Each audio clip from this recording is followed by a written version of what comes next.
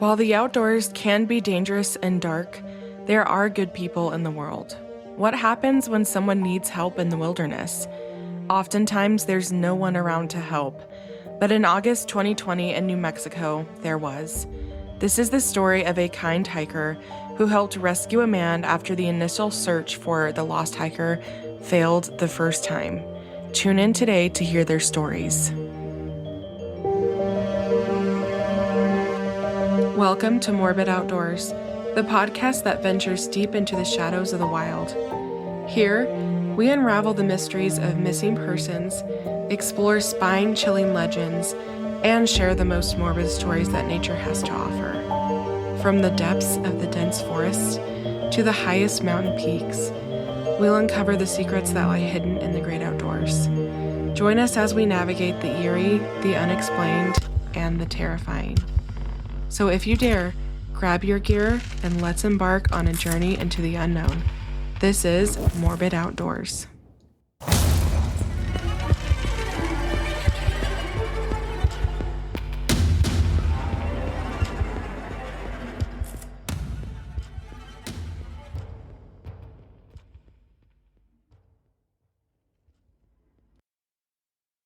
Hello, everyone. Happy Wednesday.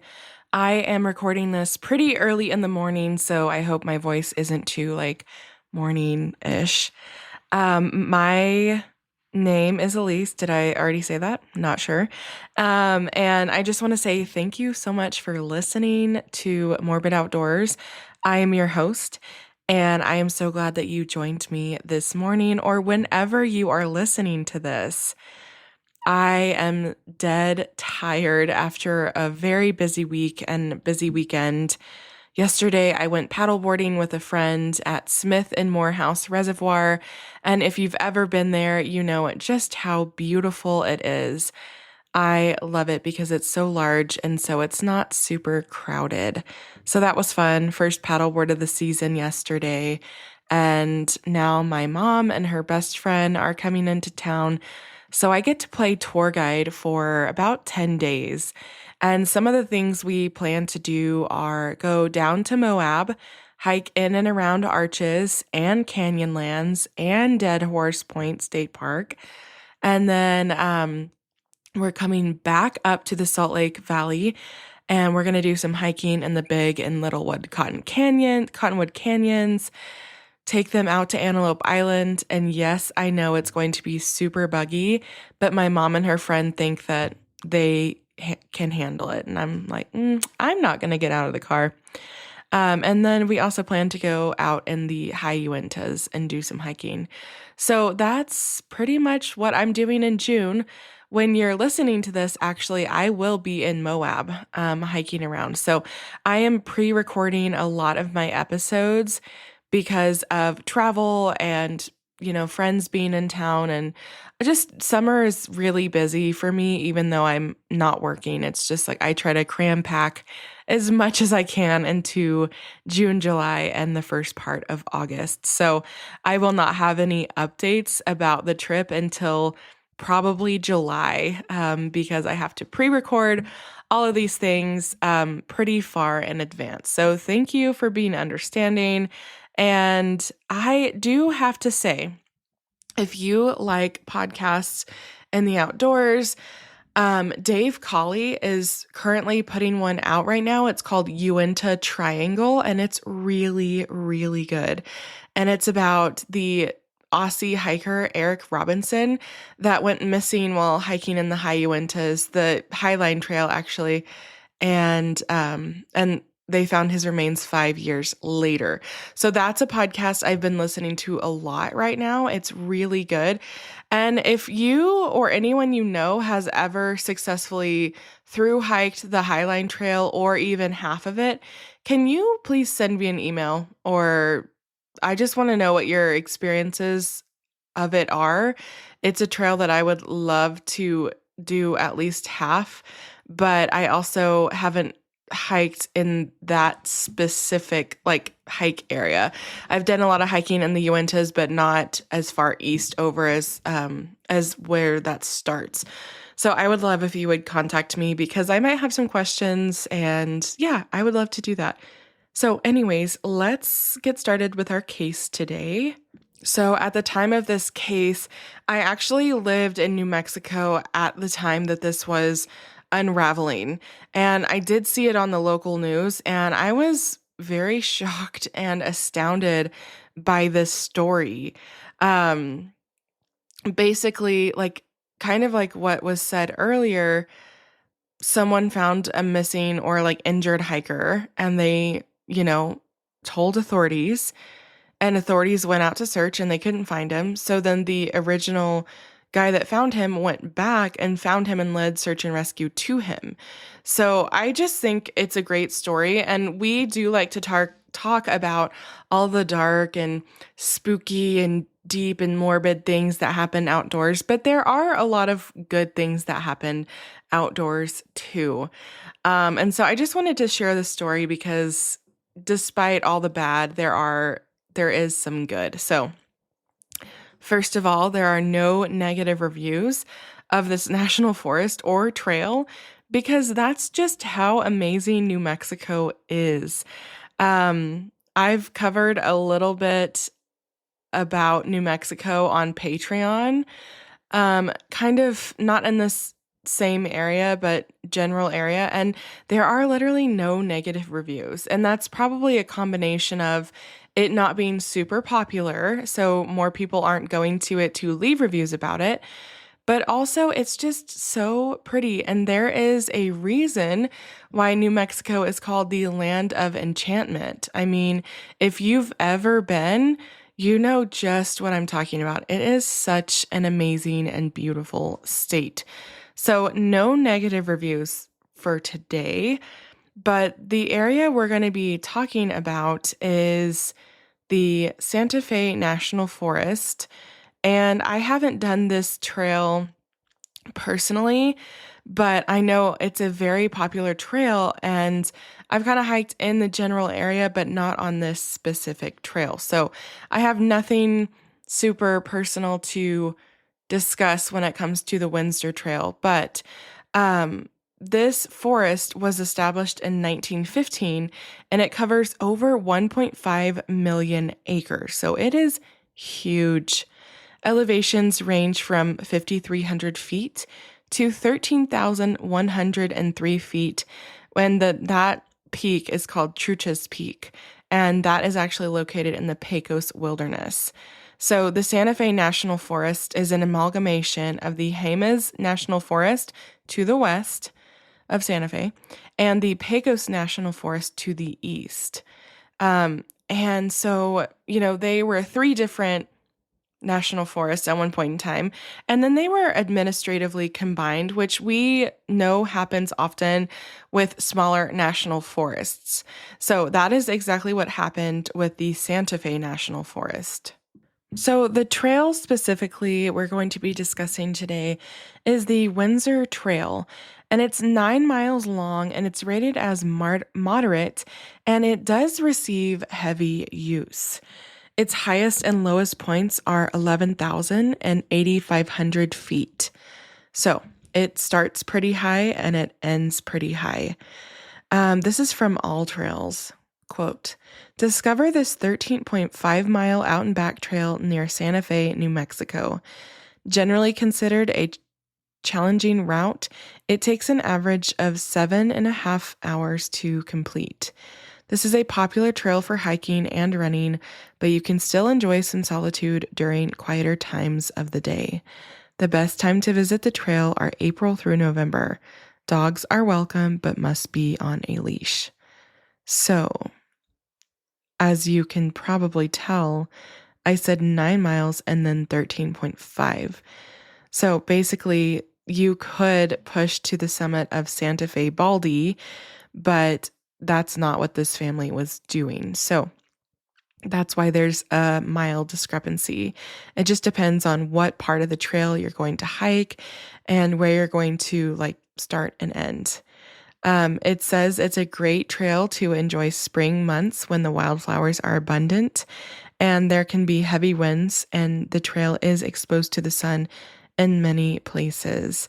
So this is a typical, I would say towards the top, it probably gets more similar to mountaineering because you would summit Baldy if you want. Some people do that, some people don't. So our story starts on Friday, August 21st, 2020, when John Utsi, who's 47, was hiking on the Windsor Trail in the Santa Fe National Forest with his two children, Jasper and Jocelyn. Now, I mean, they were doing great on this hike, and John's daughter sprinted ahead and out of sight. So John used his dad voice to shout out for her, and she yelled back. She said she was on the right trail, and a couple moments later, John heard a different voice, and it was not the voice of his daughter. Now, John is an ex-Marine, and he's a very experienced with the outdoors and rescue and all of the safety things that come with being a Marine. So while he was relieved that his daughter was still on the trail and unharmed, he heard someone else answer. And this voice came from way, way, way off the trail. And it's honestly kind of a miracle that John even heard the voice because there's wind, there's leaves that are fluttering. I mean, with a distant voice in the wilderness, the trees dampen a lot of the sound. So it had to be just the right conditions for John to hear this person calling out for help. So John hears someone and he yells, "Are you okay?" And, with John's background as a Marine, he was trained to never leave a man behind, and he knew that something was wrong. So he took his kids and they hiked through some off-trail brush and engaged in a call and response with the person. So they would call out and then the guy would call back so that they could kind of locate exactly where the sound was coming from. They found a man on the ground near a creek, which was about more than 400 yards off of the Windsor Trail and a couple of miles from the trailhead. So pretty far off the trailhead. 400 yards doesn't seem like a lot, but when you're in this terrain, it can be quite a lot. It basically took John and his daughters nearly half an hour just to get through the rocky and heavily forested terrain to find him. And this man was middle-aged, he was thin and disheveled looking, and he was lying on the floor in a makeshift camp. John found out that this man had been stranded there for nearly 3 weeks because he'd gotten lost while hiking on August 3rd. The man said that he kept himself alive by filling his water bottle in a nearby stream. John said that his face was so gaunt, like his cheeks were hollow. The man's lips were all chapped and kind of bloody and very sunburned. He looked like he had a severe exposure and had not eaten in a long time. So John asked this man, what's wrong? Because if you get lost, you can still hike around. And the man said, "My legs don't work." And John was like, "Well, what happened?" And the man said, "I think I fell." So this to me strikes me as a little weird. And it's possible this man could have fallen, but I don't know why he wouldn't remember unless he hit his head and became disoriented and confused. And maybe that's how he got off of the trail 400 plus yards back into the woods. Now, he was found down a steep slope. So basically, he could have fallen, but no one really knows. And this also meant that John and his family could not carry the man out on their own. So John checked the GPS coordinates on his Garmin, gave the man some food and water, then hiked back into cell phone range and called 911. This is exactly what you should do if you find human remains, a backpack, articles of clothing, anything that you suspect might be linked with a missing hiker or even someone that is still living. You can use your phone on the maps and get the GPS coordinates, Or if you're like John and you're more prepared and you have a Garmin, you need to take note of the exact coordinates, and that is what you give to law enforcement when you contact them. So, after John informed the authorities about the discovery of this mystery man near the Windsor Trail, firefighters from the Santa Fe Fire Department scoured the area for 8 hours, but found nothing and called off the search at 10 p.m. on Saturday night. Search crews worked their way up and down the creek that John described and called out to the man, but did not get a response. Other hikers the team encountered on the trail said they knew nothing about the man's whereabouts. Now, this was shocking to John because he had given them the exact GPS coordinates. So where had the man gone? If his legs didn't work, how did he hike out? And how was he not at where the coordinates were? So John thinks this is really weird, and he knew that in the state that the man was in, he didn't think that he could have climbed to safety on his own. And John said he thought it was strange. Like, what was happening? Where was the man? Especially if the searchers went right to the coordinates. So the next morning on Sunday, August 23rd at 9 a.m., John went back to find the man. He said he got up and ate a bunch of ibuprofen and grabbed his pack and went back up there. Now, John said he did not expect to find him, but when he got back there, he walked right up and the man was in exactly the same spot. Why the rescue team had failed to find the man was unclear. No one really knows why they couldn't find him. John says the hiker didn't remember hearing the firefighters calling out for him, but it's also true that the man might have been unconscious at the time. I mean, this man was fighting basically for his life. You know, he'd been stuck out there for 3 weeks and was in really, really bad shape. So once again, John gave this injured man some food and water, climbed back up to the Windsor Trail, and called search and rescue again. But this time he waited for them to arrive. He didn't leave. He was going to lead them right to the lost hiker. So after the search and rescue got there, they built a fire to bring the man's body temperature and to bring his body temperature up.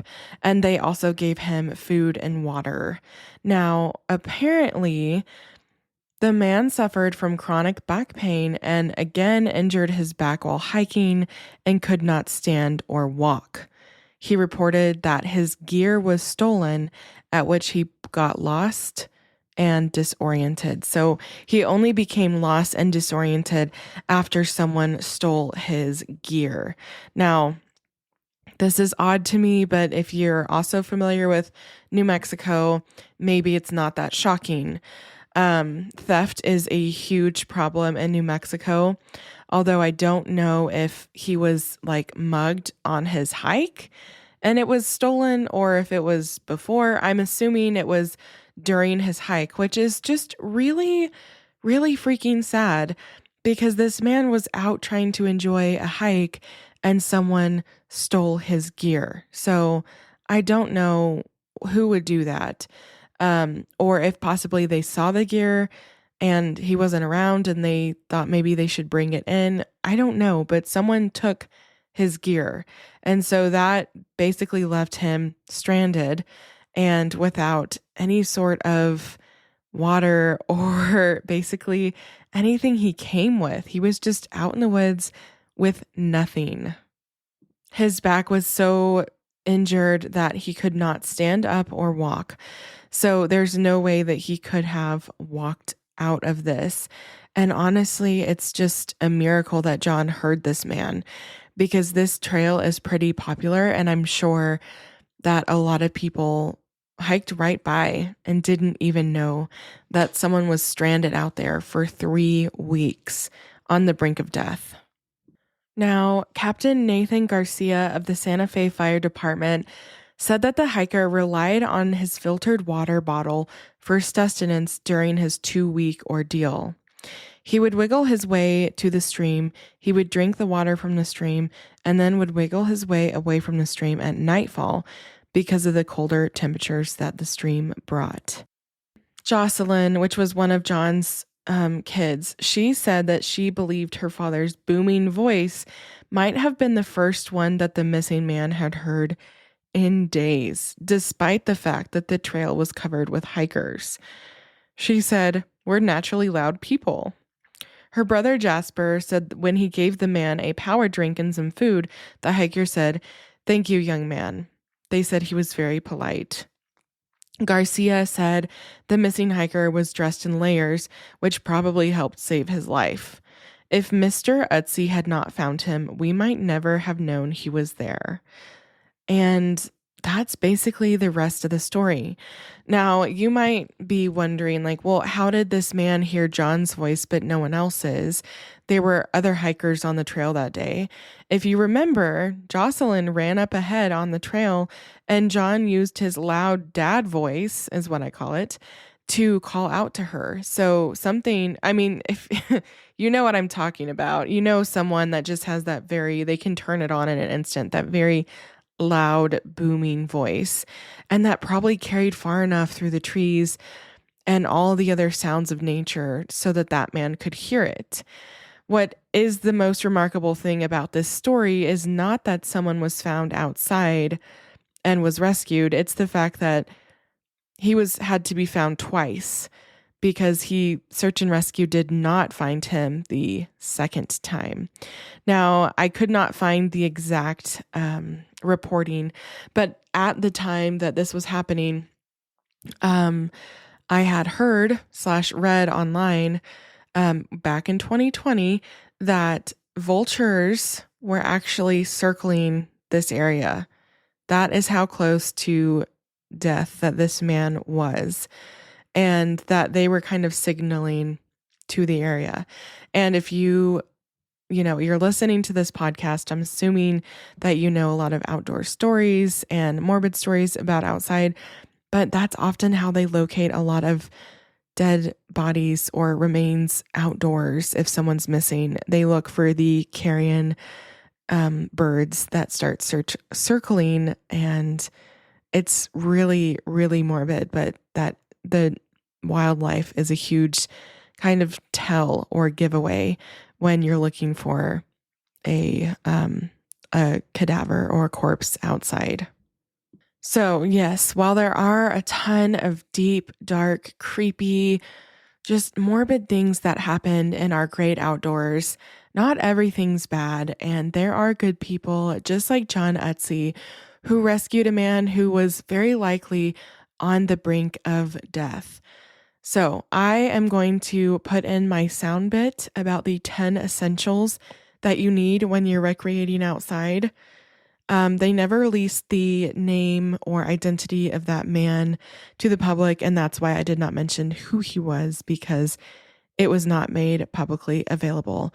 But before I leave, I want to tell you about something that recently happened in Utah. There were people hiking to a waterfall that I've actually hiked to, and this nurse came across a body at the base of the falls. Someone had fallen over and was injured so bad that they could not get up. And this Utah nurse, she administered aid and was able to alert authorities. And it was a grandpa that had fallen over. And I think he had broken something. I can't exactly remember. But basically, in the area that they were at, there was still cell service, which is very lucky. And she was able to call for help. But just remember, when you're recreating outdoors, cell service is not a guarantee. It is very rare that you have cell service if you're somewhere remote enough that you would need to call for help. And you probably should invest in a personal locator beacon or a Garmin inReach that has the satellite capabilities for the SOS, or to just let loved ones know that you're fine. So, these things do still happen. There are bright things that happen outdoors. And I think that the people that just happen to be in the right place in the right time, Wow. I mean, how crazy of a story is that to say, oh, well, I helped rescue someone outside. A ton of people go outside and recreate, but not everyone is at the right place at the right exact time. And that is what we saw in our story today in the Santa Fe National Forest. So I'm going to add my sound bit in for the 10 essentials that you need when you're recreating outside. I used to put this in most every episode, and then someone complained about it, so then I took it out. However, I think it still has a place in certain episodes because I don't know what you know or what you don't know. And knowing the 10 essentials and having them with you at all times while you're outside might sound extreme and excessive, but when it comes to life or death, they could make the difference. Just like this man that was stranded in the forest. Just think, if he didn't have his water filter bottle thing, he would have likely died. And we'll never know exactly what happened and who stole his gear. But if he had had his gear, I'm sure he would have been much more equipped and not as badly, like taken by the elements as he was when John found him. So if you want, stick around for a few more minutes, listen to the 10 essentials if you don't know what they are. And if you don't want to listen, I always have them in my show notes. And that comes straight from the National Park Service.